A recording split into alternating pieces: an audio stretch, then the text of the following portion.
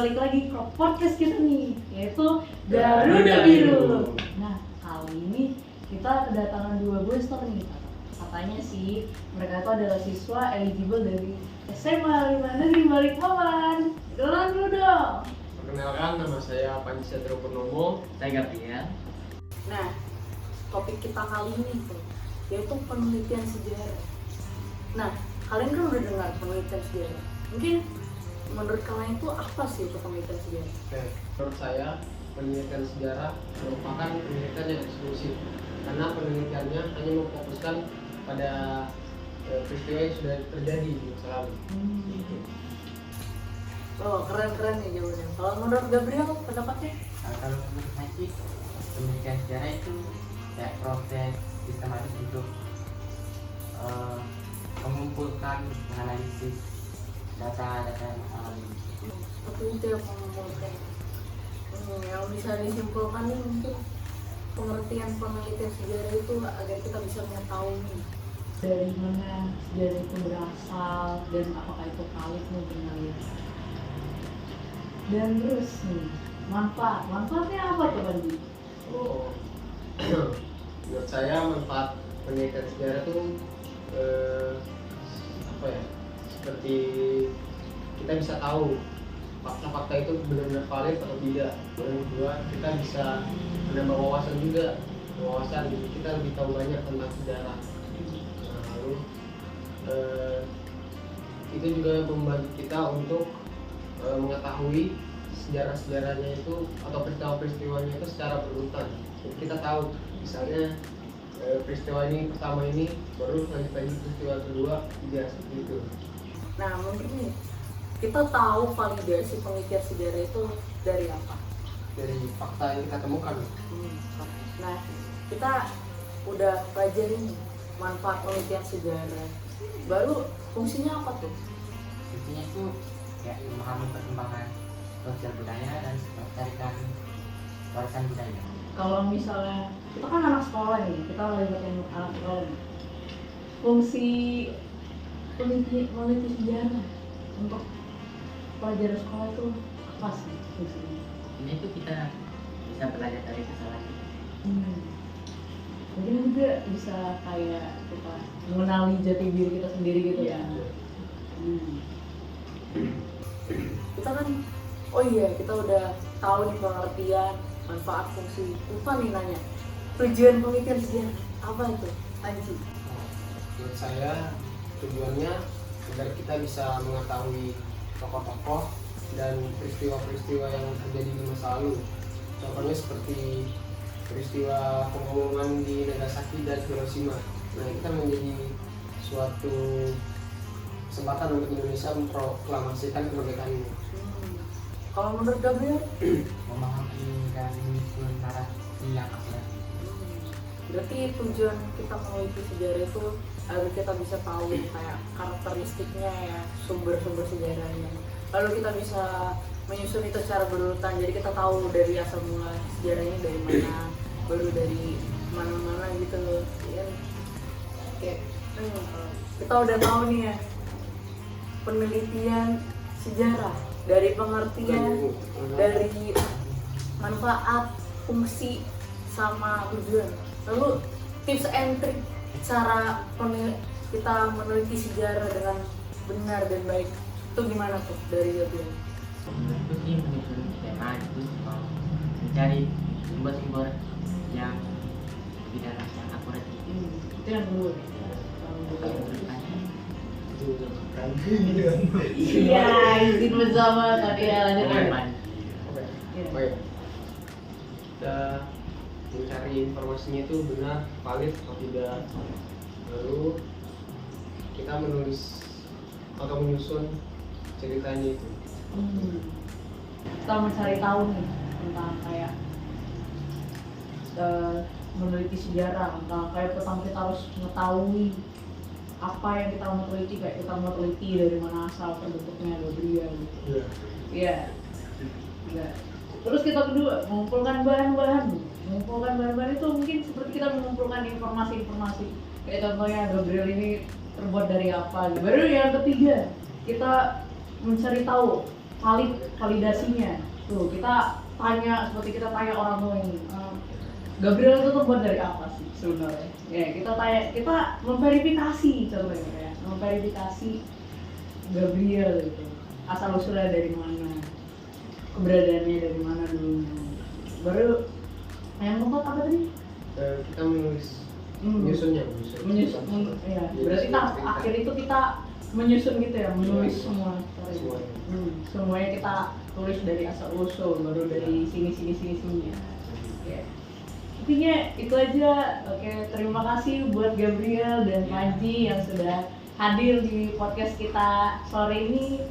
Kita dari Garuda Biru, selamat sore. Kita masih di podcast kita yang tercinta ini, yaitu Garuda Biru. Nah, kita kedatangan nih 2 bestar baru lagi nih. Ya sih, mereka lebih mendalami ya tentang sejarah. Pasti pertanyaan-pertanyaan yang kita tanyakan kepada mereka ini pasti lebih rinci gitu ya jawabannya. Oke, perkenalkan diri dulu dari Nama aku Atika dan nama aku Rizkia. Oke, mulai dari pertanyaan pertama nih. Atika, kamu kan udah tahu, pasti udah tahu lah pengertian sejarah itu gimana? Menurut ahli ya, Iya. dari yang aku ketahuin, menurut Alfian, penelitian sejarah itu merupakan perangkat aturan dan prinsip-prinsip sistematis buat ngumpulin sumber-sumber secara efektif, dinilai secara kritis, terus diuji juga sintetisnya dari hasil yang berbeda. Berarti penelitian sejarah itu penelitian yang secara sistematis gitu ya? Melakukan secara sistematis. Kalau Rizky gimana?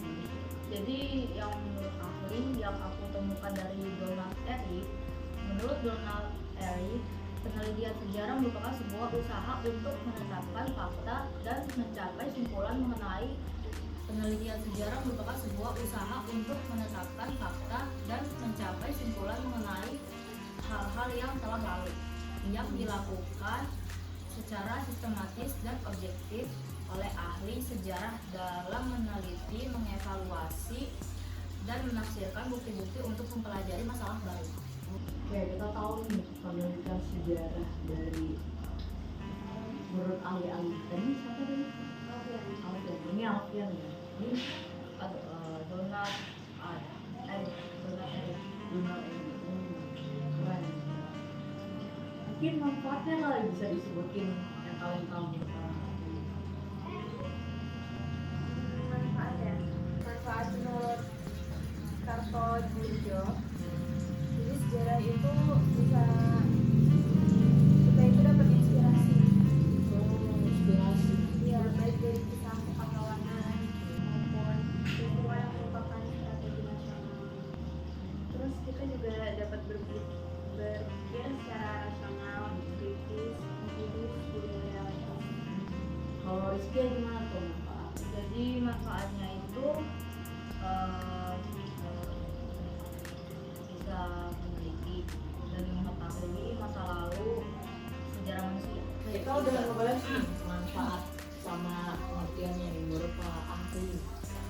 Kita langsung lanjut aja deh ke langkah-langkah yang secara sistematis itu gimana? Yang pertama tentu saja penentuan topik ya.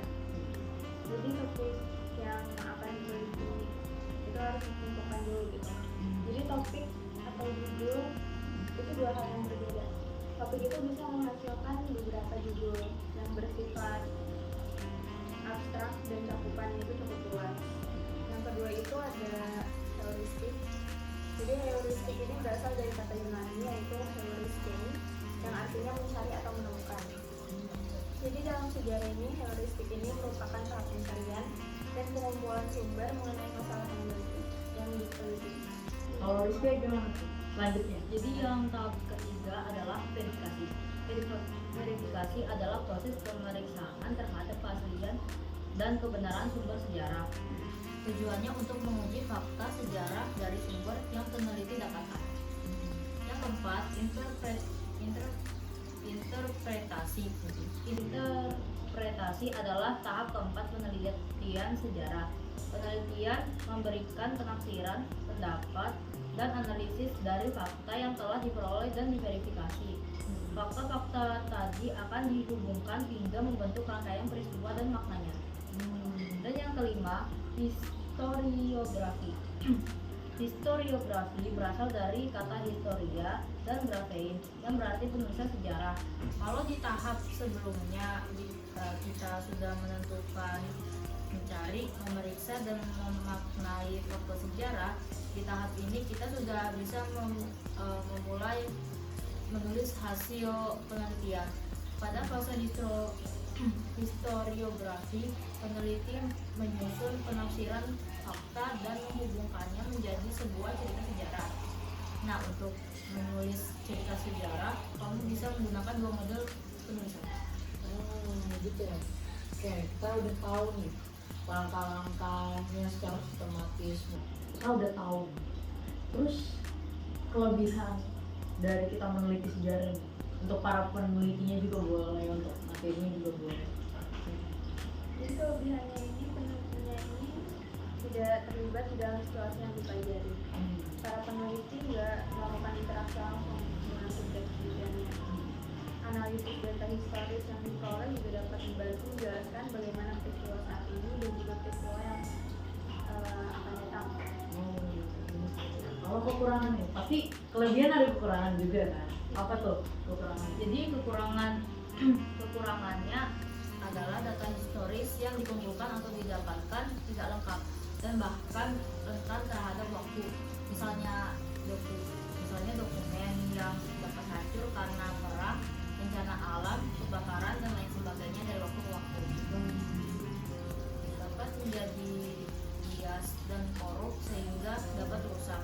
Misalnya di dalam buku harian, surat kabar, dan media lainnya yang dipengaruhi oleh orang yang menulis. Penelitian sejarah menjadi kategori penelitian yang kompleks dan luas karena di dalam topik penelitian tersebut dipengaruhi oleh banyak faktor yang perlu dipertimbangkan dan dianalisis lebih dalam. Salah satunya misalnya studi masyarakat.